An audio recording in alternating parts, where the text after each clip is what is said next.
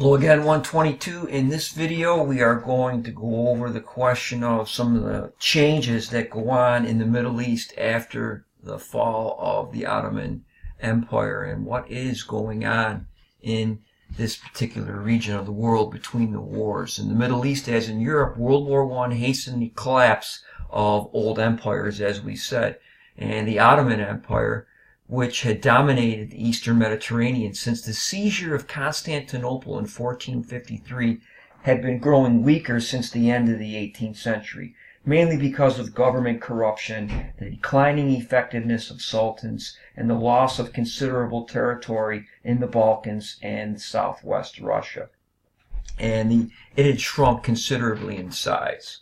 So, we can say that there's attempts during the 19th century, even though it steadily declines, there are attempts to try and reform the government and the political situation in this empire. But they continued to suffer military defeats. Greece declared its independence, and Ottoman power declined steadily in the Middle East.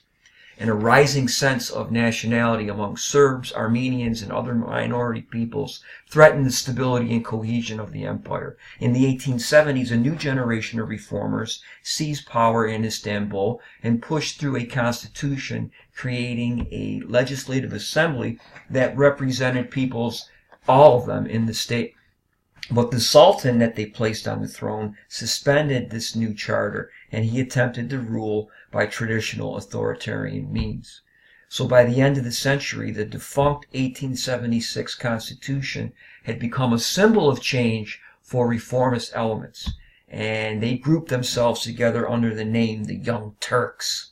And they found support in the army and administration and among Turks living in exile. And in 1908, the Young Turks forced the Sultan to restore the constitution, and he was removed from power the following year. But the Young Turks had appeared at a moment of crisis for the empire. Internal rebellions combined with Austrian annexation of Ottoman territories in the Balkans undermined support for the new government and provoked the army to step in. With most minorities from the old empire now removed from Istanbul's authority, mainly in the Balkans, many ethnic Turks began to embrace a new concept of a Turkish state based on those of Turkish nationality. And the final blow, as we saw, to the old empire came in World War I when the Ottoman government allied with Germany in the hope of driving the British from Egypt and restoring Ottoman rule over the Nile Valley. In response, the British declared an official protectorate over Egypt, and aided by the efforts of the dashing, if eccentric, British adventurer T.E. Lawrence, popularly known as Lawrence of Arabia, a great early 1960s Hollywood movie starring Peter O'Toole and Omar Sharif. If you get a chance to view that, it's really good. And they sought to undermine Ottoman rule in the Arabian Peninsula by encouraging Arab nationalists there. In 1916, the local governor of Mecca declared Arabia independent from the Ottoman rule, while British troops advancing from Egypt seized Palestine. And that map we've already saw, ladies and gentlemen, as you'll recall, it's the one of the French and British mandates on page 631. In October of 1918, having suffered more than 300,000 casualties during the war, the Ottoman Empire negotiated an armistice with the Allied powers, and they dropped out of the Great War. Mustafa Kemal and the modernization of Turkey.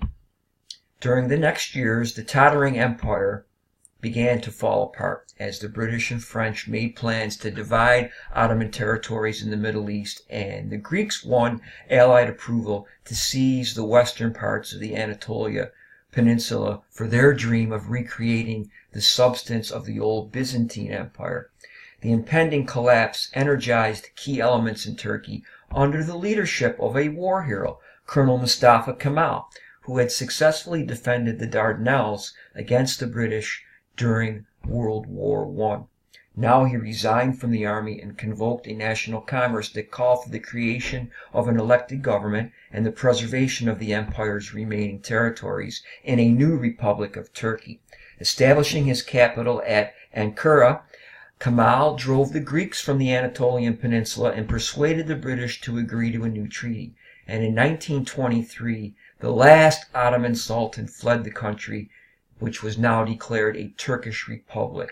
So now officially the Ottoman Empire had come to an end. And there's a nice picture of Ataturk right there.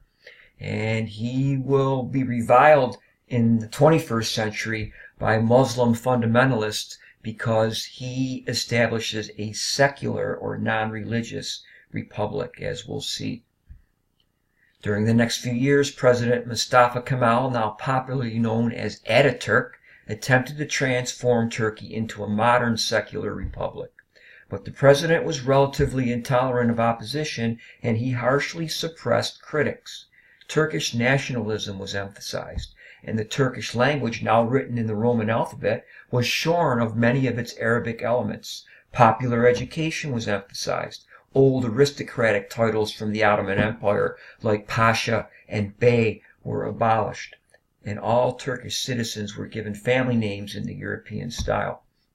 Ataturk also took steps to modernize the economy, overseeing the establishment of a light industrial sector producing textiles, glass, paper, and cement, and instituting a 5-year plan on the Soviet model to provide for state direction over the economy. But Ataturk was no admirer of Soviet communism, however, and the Turkish economy can better be described as a form of state capitalism. He also established training institutions and model farms in an effort to modernize the agricultural sector, but such reforms had little effect on the predominantly conservative peasantry. Perhaps his most significant aspect of his reform program was his attempt to break the power of the Islamic clerics and transform Turkey into a secular state. And the caliphate was formally abolished in 1924, and in that box on 628, it's going to have Ataturk's speech to the assembly giving his reasons why the caliphate was abolished.